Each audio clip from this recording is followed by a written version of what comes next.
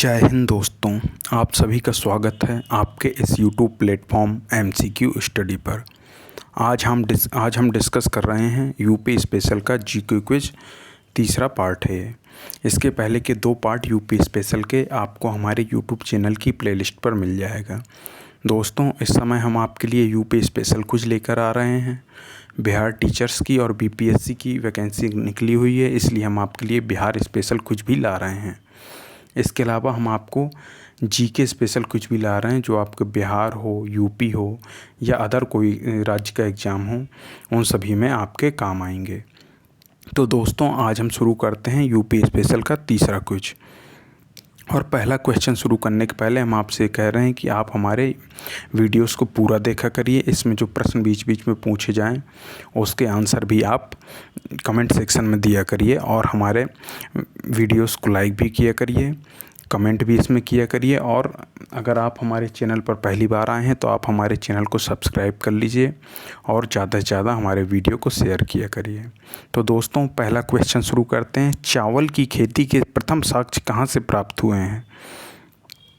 ये बात हो रही है भारत में चावल की खेती के प्रथम साक्ष्य ये भारत में नहीं, उत्तर प्रदेश की बात हो रही है। उत्तर प्रदेश में चावल की खेती के प्रथम साक्ष्य कहाँ से प्राप्त हुए हैं? तो हमें जो चावल की खेती के प्रथम साक्ष्य मिले हैं यूपी में, वो बेलन घाटी से प्राप्त होते हैं। कहाँ से?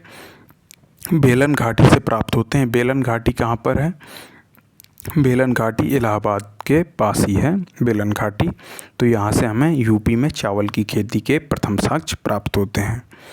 नेक्स्ट पर चलते हैं। दूसरा क्वेश्चन है, उत्तर प्रदेश राज्य भारत के किस सीमांत भाग में स्थित है? तो आप जानते ही होंगे कि उत्तर प्रदेश राज्य भारत के किस सीमांत भाग में स्थित है। आपको नाम से ही समझ में आ जाएगा उत्तर प्रदेश। तो ये कौन से भाग में स्थित होगा? ये उत्तरी भाग में स्थित है। तो अगर आप ऑप्शन नंबर ए पर टिक करते हैं तो आपका ये पूरी तरह से सही आंसर होगा। नेक्स्ट पर चलते हैं। नेक्स्ट क्वेश्चन है, उत्तर प्रदेश का अक्षांशीय विस्तार है। तो हमें ये बताना है इस ऑप्शन में देख के कि उत्तर प्रदेश का अक्षांशीय विस्तार कितना है। तो उत्तर प्रदेश का जो अक्षांशीय विस्तार है वो है 23 डिग्री 52 अंश उत्तरी अक्षांश से लेकर 30 डिग्री 24 अंश उत्तरी अक्षांश के मध्य है। तो इसमें ये जो पहला ऑप्शन है 23 डिग्री 52 अंश से लेकर 30 डिग्री 25 अंश उत्तरी अक्षांश, ये वाला ऑप्शन सही हो जाएगा। तो पहला ऑप्शन जो है उत्तर प्रदेश का अक्षांशीय विस्तार में पहला ऑप्शन सही हो जाएगा। अगर आपसे देशांतरीय विस्तार पूछ ले उत्तर प्रदेश का, तो उत्तर प्रदेश का देशांतरीय विस्तार क्या हम कहेंगे? उत्तर प्रदेश का देशांतरीय विस्तार रहेगा 77 डिग्री 5 अंश पूर्वी देशांतर से, याद रखिएगा, पूर्वी देशांतर से 84 डिग्री 38 अंश पूर्वी देशांतर। तो देशांतरीय विस्तार क्या रहेगा? 77 डिग्री 5 अंश पूर्वी देशांतर से लेके 84 डिग्री 38 अंश पूर्वी देशांतर तक ये उत्तर प्रदेश का देशांतरीय विस्तार है। अब अगर हम पूर्व से पश्चिम का पूछ लें, जैसे नॉर्थ, साउथ, ईस्ट और वेस्ट, ये हो गया। अब हम पूर्व से पश्चिम तक का पूछ लें, उत्तर प्रदेश में ये कितना विस्तार है? तो ये है 650 किलोमीटर पूर्व से पश्चिम में। और उत्तर से दक्षिण का अगर पूछा जाए तो उत्तर से दक्षिण में कितना है? 240 किलोमीटर है ये विस्तार, याद रखिएगा, उत्तर प्रदेश का। नेक्स्ट क्वेश्चन पर चलते हैं। अगला क्वेश्चन कौन सा है? अगला क्वेश्चन है, क्षेत्रफल की दृष्टि से उत्तर प्रदेश राज्य का सबसे बड़ा जिला कौन सा है? तो उत्तर प्रदेश का जो क्षेत्रफल की दृष्टि से सबसे बड़ा राज्य है वो है कौन? लखीमपुर खीरी जो है उत्तर प्रदेश का क्षेत्रफल के मामले में सबसे बड़ा राज्य है। और अगर क्षेत्रफल के मामले में सबसे छोटा राज्य देखा जाए राज्य नहीं, जिला देखा जाए उत्तर प्रदेश का, तो सबसे बड़ा जिला तो हो गया लखीमपुर, हो गया उत्तर प्रदेश का। और अगर सबसे छोटा जिला देखा जाए तो सबसे छोटा जिला है हापुड़, याद रखिएगा। सबसे बड़ा जिला क्षेत्रफल में लखीमपुर खीरी और क्षेत्रफल में सबसे छोटा जिला है हापुड़। नेक्स्ट क्वेश्चन पर चलते हैं। निम्नलिखित में से किस वंश का संबंध मगध साम्राज्य से नहीं है? तो याद रखिएगा, मगध साम्राज्य से कौन से वंश का संबंध नहीं है? आप जानते हैं हर्यक वंश भी मगध साम्राज्य में रहा है, बिंबिसार ने इसकी स्थापना की थी। शिशुनाग वंश भी मगध साम्राज्य में रहा है और नंद वंश भी रहा है मगध साम्राज्य में। लेकिन ये जो चोल वंश है ये सुदूर दक्षिण के जो है सुदूर दक्षिण में ये राजवंश रहा है, दक्षिण तरफ, दक्षिण भारत का ये राजवंश है। तो याद रखिएगा कि चोल वंश जो है इसका संबंध मगध साम्राज्य से नहीं है। नेक्स्ट क्वेश्चन पर चलते हैं। नेक्स्ट क्वेश्चन है 345 ईसा पूर्व से लेके 321 ईसा पूर्व तक मगध साम्राज्य पर किस वंश का आधिपत्य था। तो अगर हम 345 ईसा पूर्व से लेके 321 ईसा पूर्व तक देखें तो इस समय किसका आधिपत्य था मगध साम्राज्य पर। मगध साम्राज्य पर नंद वंश का आधिपत्य था। मतलब नंद वंशी राजा 345 बीसी से लेकर 321 बीसी तक मगध साम्राज्य में राज करते थे। इसके बाद जो नंद वंश के बाद फिर कौन सा वंश आता है, मौर्य वंश आता है। नेक्स्ट पर चलते हैं। नेक्स्ट है 1857 ईस्वी में प्रथम स्वाधीनता संग्राम की शुरुआत उत्तर प्रदेश के किस नगर से हुई थी। तो अगर 1857 की बात करें तो सबसे पहले क्रांति की चिंगारी कहाँ भड़की थी, बैरकपुर की छावनी में मंगल पांडे के द्वारा। और अगर उत्तर प्रदेश की बात करें तो उत्तर प्रदेश में 1857 ईस्वी में जो प्रथम स्वाधीनता संग्राम की शुरुआत हुई तो वो मेरठ नगर से हुई थी। कहाँ से, मेरठ नगर से हुई थी उत्तर प्रदेश के। ये कब हुई थी मेरठ नगर से इसकी शुरुआत, मेरठ नगर से 10 मई 1857 को 1857 के स्वाधीनता संग्राम की शुरुआत हुई थी। नेक्स्ट क्वेश्चन पर चलते हैं। नेक्स्ट क्वेश्चन कौन सा है, उत्तर प्रदेश राज्य में भारतीय राष्ट्रीय कांग्रेस का प्रथम नहीं है, ये चौथा अधिवेशन होगा। भारतीय राष्ट्रीय कांग्रेस का चौथा अधिवेशन 1888 में इलाहाबाद में संपन्न हुआ था। इस अधिवेशन की अध्यक्षता किसने की थी। तो ये जो चौथा अधिवेशन है 1888 का, इसकी अध्यक्षता किसने की थी, ये की थी जॉर्ज यूले ने। जॉर्ज यूले ने 1888 के कांग्रेस के चौथे अधिवेशन की अध्यक्षता की थी। अगर हम इसमें देखा जाए तो एक फैक्ट और है इसमें कि भारतीय राष्ट्रीय कांग्रेस का अधिवेशन का पहला अंग्रेज अध्यक्ष कौन था, तो जॉर्ज यूले ही थे भारतीय राष्ट्रीय कांग्रेस के अधिवेशन के पहले अंग्रेज अध्यक्ष, याद रखिएगा। नेक्स्ट पर चलते हैं। नेक्स्ट क्वेश्चन है उत्तर प्रदेश में कितने वर्ष पश्चात विधान परिषद के 1/3 सदस्य अपना पद छोड़ देते हैं। तो ये तो आप जानते हैं कि जो विधान परिषद की सदस्य हैं 1/3 सदस्य हर 2 वर्ष पर अपने पद छोड़ देते हैं। तो इसमें कौन सा आंसर हो जाएगा, इसमें जो ऑप्शन नंबर ए है यही आपका सही हो जाएगी कि प्रत्येक 2 वर्ष के बाद विधान परिषद के 1/3 सदस्य अपना पद छोड़ देते हैं। अगर अब हम विधान परिषद की बात की जाए तो विधान परिषद और विधानसभा दोनों हैं उत्तर प्रदेश में।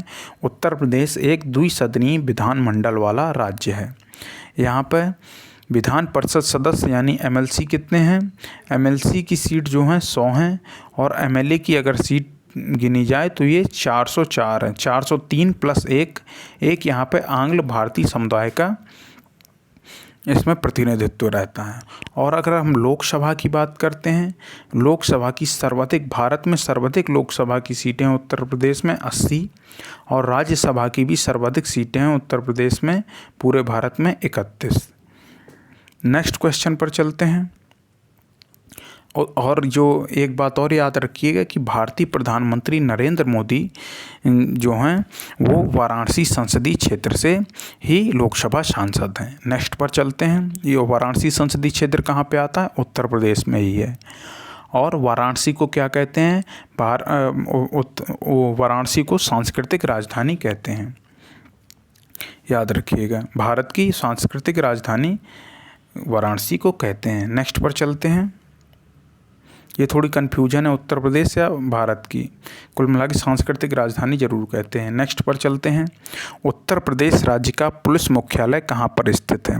अगर उत्तर प्रदेश राज्य का पुलिस मुख्यालय की बात की जाए तो अब ये वर्तमान में कहाँ पर है, लखनऊ में स्थित है। लखनऊ में किस जगह पर स्थित है, लखनऊ में जो उत्तर प्रदेश के पुलिस मुख्यालय है वो स्थित है सिग्नेचर बिल्डिंग में, गोमती नगर एक्सटेंशन पड़ता है। क्या नाम है, बिल्डिंग का नाम है signature building, sector 7 Gomti Nagar extension Lucknow में स्थित है, ये एड्रेस है। और अगर उत्तर प्रदेश पुलिस की जो डीजीपी हैं इनकी बात की जाए तो वर्तमान में कार्यवाहक डीजीपी हैं उत्तर प्रदेश के आईपीएस विजय कुमार, याद रखिएगा। और उत्तर प्रदेश की जो पुलिस का नारा है वो है सुरक्षा आपकी संकल्प हमारा, याद रखिएगा, सुरक्षा आपकी संकल्प हमारा। और अगर चिन्ह की बात की जाए, उत्तर प्रदेश की जो पुलिस का चिन्ह है वो 2 मछली बनी रहती हैं और उसके ऊपर ये जो अशोक का चिन्ह है, अशोक की लाट कहते हैं, जो सारनाथ में है अशोक का चिन्ह ऊपर, तो वो बना हुआ है, याद रखिएगा। तो हमने इस वाले क्वेश्चन में क्या क्या जाना। उत्तर प्रदेश राज्य का मुख्यालय लखनऊ में। उत्तर प्रदेश के वर्तमान में डीजीपी हैं आईपीएस विजय कुमार, जो कार्यवाहक डीजीपी हैं। बिल्डिंग का नाम है उत्तर प्रदेश राज्य जो पुलिस है उसकी मुख्यालय के बिल्डिंग का नाम है सिग्नेचर बिल्डिंग, और गोमती नगर लखनऊ में ये स्थित है। गोमती नगर एक्सटेंशन लखनऊ में स्थित है। और एक बात और यहाँ पे फैक्ट याद रखिएगा कि उत्तर प्रदेश राज्य का ये जो पुलिस मुख्यालय है, जो सिग्नेचर बिल्डिंग है, एशिया का सबसे बड़ा पुलिस मुख्यालय है। किसका? एशिया का, केवल भारत का नहीं, पूरी एशिया का सबसे बड़ा पुलिस मुख्यालय है। नेक्स्ट पर चलते हैं। नेक्स्ट क्वेश्चन है मिर्ज़ापुर जनपद के कजराहट क्षेत्र में कौन सा खनिज पाया जाता है। तो अगर मिर्ज़ापुर जो जनपद है उसके कजराहट क्षेत्र को देखा जाए तो यहाँ पर जो सबसे ज़्यादा खनिज पाया जाता है ये डोलोमाइट पाया जाता है। तो अगर आपसे सीधे पूछ लिया जाए कि कजराहट, उत्तर प्रदेश के कजराहट क्षेत्र में कौन सा खनिज पाया जाता है, तो आपको बताना है डोलोमाइट पाया जाता है। और अगर मिर्ज़ापुर की बात करें तो मिर्ज़ापुर में डोलोमाइट और चूना पत्थर दोनों पाए जाते हैं, इसे भी याद रखिएगा। और ये उसी तरह है जैसे अभी वीडियो के पेपर में प्रश्न पूछा गया था कि नून माटी किससे संबंधित है। नून माटी जो क्षेत्र है वो किससे संबंधित है, तो नून माटी पेट्रोलियम क्षेत्र से संबंधित है। और नून माटी कहाँ पर है? असम में स्थित है। नेक्स्ट पर चलते हैं। नेक्स्ट क्वेश्चन कौन सा है? पायरोफिलाइट नामक खनिज किस जनपद में पाया जाता है। अगर हम पायरोफिलाइट नामक खनिज की बात करें तो ये इसमें 2 जनपद में पाया जाएगा। कौन कौन से? झांसी और हमीरपुर जो जनपद हैं, यहाँ पर पायरोफिलाइट नामक खनिज पाया जाता है। याद रखिएगा, प्रश्न पूछा जा सकता है कि पायरोफिलाइट नामक खनिज किस जनपद में पाया जाता है, तो हम बताएंगे झांसी और हमीरपुर 2 जनपदों में पाया जाता है पायरोफिलाइट। नेक्स्ट पर चलते हैं। उत्तर प्रदेश राज्य का कौन सा शहर चमड़ा उद्योग का प्रसिद्ध केंद्र है। आप जानते ही होंगे कि चमड़ा उद्योग का कौन सा प्रसिद्ध केंद्र है, तो ये कानपुर है। चमड़ा उद्योग का प्रसिद्ध केंद्र है उत्तर प्रदेश का राज्य, उत्तर प्रदेश राज्य का ये कानपुर शहर जो है चमड़ा उद्योग का प्रसिद्ध केंद्र है। और कानपुर को क्या कहते हैं? जैसे भारत का मैनचेस्टर अहमदाबाद को कहते हैं, वैसे ही उत्तर भारत का मैनचेस्टर कानपुर को कहते हैं। हालांकि अब कानपुर में उस मात्रा में मिलों की संख्या नहीं है, लेकिन कानपुर को उत्तर भारत का मैनचेस्टर कहते हैं, याद रखिएगा। नेक्स्ट पर चलते हैं। Diesel locomotive works Uttar Pradesh में कहाँ पर स्थित है। डीजल लोकोमोटिव वर्क्स यानी DLW शॉर्ट में इसे कहते हैं, ये कहाँ पर स्थित है? ये वाराणसी उत्तर प्रदेश में स्थित है, याद रखिएगा, प्रश्न पूछा जाता है इसमें। और ये जो डीजल लोकोमोटिव वर्क्स जो वाराणसी का है, ये डीजल इंजन बनाने के लिए फेमस रहा है। नेक्स्ट पर चलते हैं। नेक्स्ट क्वेश्चन है उत्तर प्रदेश में कृषि विभाग की स्थापना कब की गई। तो अगर उत्तर प्रदेश में कृषि विभाग की स्थापना की हम बात करते हैं तो ऑप्शन देखिए A, B, C, D। इसमें क्या है? ऑप्शन नंबर A जो है 1 मई 1920 को उत्तर प्रदेश में कृषि विभाग की स्थापना की गई, इसे आप याद रखिएगा। नेक्स्ट पर चलते हैं। नेक्स्ट क्वेश्चन है उत्तर प्रदेश में बाजरे की खेती के संबंध में कौन सा कथन असत्य है।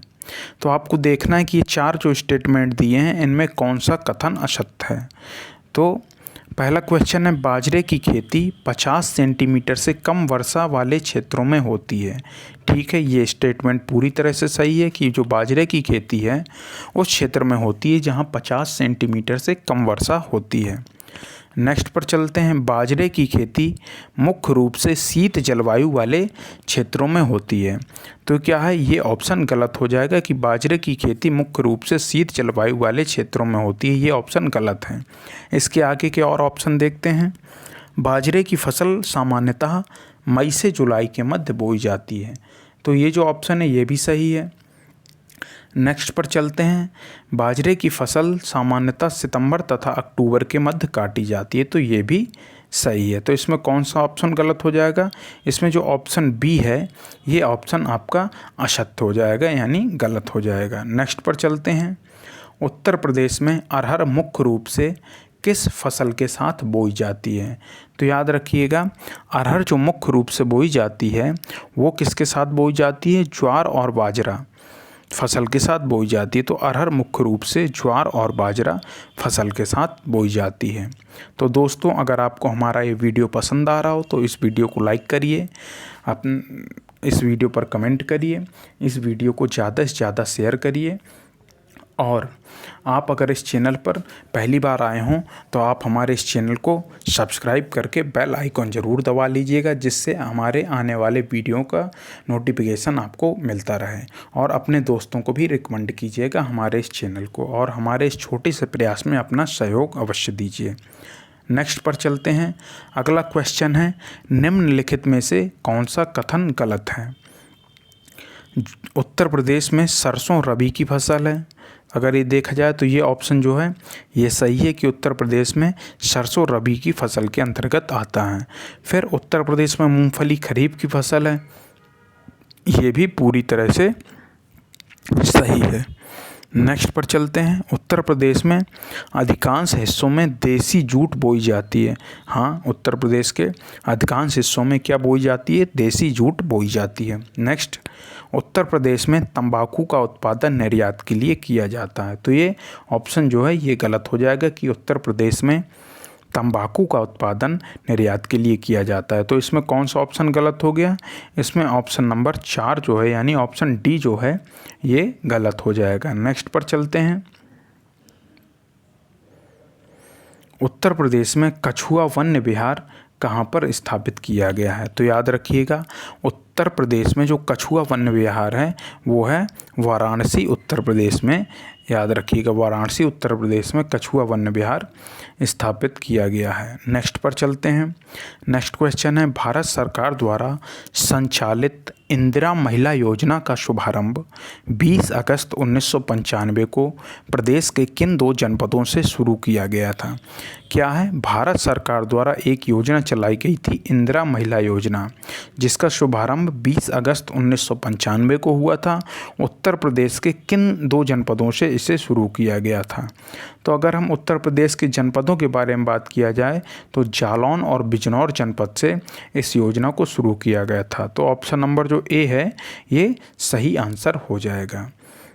और दोस्तों, आप हमारे जो क्विज हम चला रहे हैं, आप हमारे YouTube चैनल की प्लेलिस्ट पर जाकर आप हमारे क्विज को देख सकते हैं। आपको डिस्क्रिप्शन बॉक्स में भी इन सब की लिंक मिल जाएगी क्विज की, और आप हमारे सोशल मीडिया प्लेटफॉर्म से भी जुड़ सकते हैं, उन सभी की लिंक भी आपको डिस्क्रिप्शन बॉक्स में मिल जाएगी। और ये जो आपको हम कुछ करा रहे हैं, आपको इसकी PDF मिल जाएगी हमारे टेलीग्राम चैनल पर पड़ी हुई है, निःशुल्क आपको मिल जाएगी वहाँ से। तो आप हमारे टेलीग्राम चैनल से भी जुड़ सकते हैं निःशुल्क PDF प्राप्त करने के लिए। तो ये जो हम आपको क्विज करा रहे हैं, इन क्विजों में ऐसा है कि आप जितनी बार ज़्यादा से ज़्यादा प्रैक्टिस करेंगे इन क्विजों को, तो आप जितनी बार आपकी आंखों के सामने से प्रश्न गुजरेंगे उतनी बार आपको याद रहेगा। आप जानती हैं, कहते हैं प्रैक्टिस मेक्स मैन्स परफेक्ट। तो कोई भी अगर आपको कार्य करना है तो आपको उसकी प्रैक्टिस करनी ही पड़ेगी। तो दोस्तों, अब हम अगले क्वेश्चन पर चलते हैं। निम्नलिखित में से कौन सी योजना सर्वप्रथम उत्तर प्रदेश राज्य में शुरू की गई थी। तो अगर हम उत्तर प्रदेश राज्य में ये जो 4 ऑप्शन दिए गए हैं, इनमें से अगर हम देखें तो कौन सी योजना सबसे पहले उत्तर प्रदेश राज्य में शुरू की गई थी। इसमें शुरू की गई थी जो ऑप्शन नंबर बी है, विद्यार्थी सुरक्षा बीमा योजना जो है सर्वप्रथम उत्तर प्रदेश राज्य में शुरू की गई थी। उत्तर प्रदेश राज्य का तो आप जानते ही हैं कि राजधानी कौन सी है, राजधानी लखनऊ है। वर्तमान में जो मुख्यमंत्री हैं उनका नाम है योगी आदित्यनाथ जी, और राज्यपाल जो हैं उनका नाम है श्रीमती आनंदीबेन पटेल। नेक्स्ट पर चलते हैं, निम्न में से किन वाद्य यंत्रों का आविष्कार उत्तर प्रदेश में हुआ था? तो ये जो ऑप्शन दिए हैं 4 A B C D, तो इन तीनों में जो दिए हुए हैं वीणा, घड़ा, मृदंग, मजीरा, इनका आविष्कार हुआ उत्तर प्रदेश में। एक तारा, सितार, नगाड़ा, इनका भी आविष्कार उत्तर प्रदेश में हुआ है। ढोलक, घुंघरू और चिमटा, इनका आविष्कार भी उत्तर प्रदेश में हुआ है। तो ये जो तीनों हैं इनका आविष्कार उत्तर प्रदेश में हुआ है, तीनों ऑप्शन का। तो ऑप्शन नंबर हम डी को टिक करेंगे कि उपर्युक्त सभी वाद्य यंत्रों का आविष्कार कहाँ हुआ है? उत्तर प्रदेश में हुआ है। नेक्स्ट पर चलते हैं, मथुरा संग्रहालय की स्थापना कब की गई थी? तो अगर मथुरा संग्रहालय की स्थापना की बात की जाए तो सन 1874 में ही मथुरा संग्रहालय की स्थापना की जाती है, और सन 1912 में गवर्नमेंट ऑफ इंडिया इसे अपनी अंडरटेकिंग में ले लेता है, मतलब गवर्नमेंट ऑफ इंडिया के अंडरटेकिंग में चला जाता है मथुरा संग्रहालय। स्थापना तो हो जाती है 1874 में, लेकिन गवर्नमेंट ऑफ इंडिया के अंडरटेकिंग में जाता है ये 1912 में। नेक्स्ट पर चलते हैं, इलाहाबाद संग्रहालय में किससे संबंधित वस्तुएं संग्रहित की गई हैं? अगर इलाहाबाद म्यूजियम की बात करें तो इलाहाबाद म्यूजियम में पुरातत्व संबंधी जो वस्तुएं हैं वो भी संग्रहित हैं, कला संबंधी वस्तुएं वो भी संग्रहित हैं, और हस्तशिल्प संबंधी वस्तुएं हैं वो भी संग्रहित हैं। तो इसमें कौन सा ऑप्शन हो जाएगा? ऑप्शन नंबर डी, उपर्युक्त सभी वस्तुएं इलाहाबाद संग्रहालय में संग्रहित की गई हैं। नेक्स्ट पर चलते हैं, उत्तर प्रदेश के किस नगर को इत्र नगरी के नाम से जाना जाता है? ये आप सब लोग बहुत दिन से सुन रहे होंगे और जानते भी हैं। तो इत्र नगरी किसे कहते हैं उत्तर प्रदेश में? कन्नौज को इत्र नगरी कहते हैं। कन्नौज को राजधानी किसने बनाया था? हर्षवर्धन ने कन्नौज को अपनी राजधानी बनाया था। और कन्नौज का पुराना नाम क्या है? महोदय श्री नाम से कन्नौज को जाना जाता है। नेक्स्ट पर मतलब पुराने समय में जाना जाता था। नेक्स्ट पर चलते हैं, नेक्स्ट क्वेश्चन है, उत्तर प्रदेश के किस शहर को पीतल नगरी के नाम से जाना जाता है? आप जानते हैं कि पीतल के काम के लिए उत्तर प्रदेश का कौन सा शहर प्रसिद्ध है? तो उत्तर प्रदेश का जो मुरादाबाद शहर है वो पीतल के काम के लिए बहुत प्रसिद्ध है, तो इसी को पीतल नगरी की संज्ञा भी दी जाती है, मुरादाबाद को। नेक्स्ट पर चलते हैं, नेक्स्ट क्वेश्चन है, दशावतार मंदिर उत्तर प्रदेश के किस क्षेत्र में स्थित है? अगर हम दशावतार मंदिर की बात करें तो दशावतार मंदिर गुप्तकालीन मंदिर है जो उत्तर प्रदेश के देवगढ़ में स्थित है। देवगढ़ में दशावतार मंदिर है जो गुप्तकालीन बहुत ही प्रसिद्ध मंदिर है, और ये ललितपुर ज़िले में स्थित है। याद रखिएगा कौन से ज़िले में? ललितपुर ज़िले में स्थित है, ना कि झांसी ज़िले में। बहुत लोग कन्फ्यूजन में रहते हैं कि ये झांसी ज़िला में है, लेकिन याद रखिएगा झांसी ज़िला में नहीं है, ये ललितपुर ज़िला में है। नेक्स्ट पर चलते हैं, नेक्स्ट क्वेश्चन कौन सा है? एशिया का सबसे बड़ा हॉल जिसे इमामबाड़ा के नाम से जाना जाता है उत्तर प्रदेश के किस शहर में स्थित है? तो आप जानते हैं कि बड़ा इमामबाड़ा बड़ा और छोटा इमामबाड़ा दोनों उत्तर प्रदेश में ही, उत्तर प्रदेश की राजधानी लखनऊ में ही स्थित हैं। और अगर बड़ा इमामबाड़ा की बात की जाए तो ये तो ऑप्शन में जो है लखनऊ में हो जाएगा कि बड़ा इमामबाड़ा कहाँ स्थित है? लखनऊ में स्थित है। लेकिन अगर बड़ा इमामबाड़ा की बात की जाए कि इसे किसने बनवाया था, तो इसे बनवाया था नवाब आसिफुद्दौला। किसने बनवाया था? अवध का जो नवाब आसिफुद्दौला था उसने इसे बनवाया था, और 1784 से इसका निर्माण कार्य शुरू हुआ था, और लगभग 7-8 साल ये निर्माण कार्य चला था। तो याद रखिएगा बड़ा इमामबाड़ा किसने बनवाया था? नवाब आसिफुद्दौला ने बड़ा इमामबाड़ा बनवाया था। नेक्स्ट पर चलते हैं, निम्न में से उत्तरी भारत का सबसे बड़ा औद्योगिक केंद्र कौन सा है?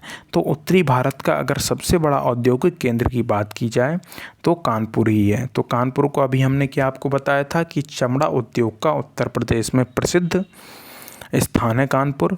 इसके अलावा उत्तर भारत के मैनचेस्टर के रूप में भी कानपुर को जाना जाता है। तो दोस्तों अगर आपको हमारा, तो ये लास्ट क्वेश्चन था दोस्तों। अगर आपको हमारी मेहनत पसंद आ रही हो, आपको हमारा कुछ पसंद आया हो, तो दोस्तों आप हमारे इस वीडियो को लाइक करिए, कमेंट करिए, शेयर करिए और अपने दोस्तों को, ज़्यादा से ज़्यादा दोस्तों को रिकमेंड करिए। और अगर आप हमारे इस चैनल पर पहली बार आए हों तो हमारे YouTube चैनल को सब्सक्राइब करके बेल आइकन ज़रूर दबाएं, जिससे हमारे आने वाले वीडियोज़ के नोटिफिकेशन आपको मिलते रहें।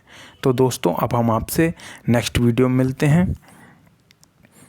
आप सभी अपना ख्याल रखें, खुश रहें।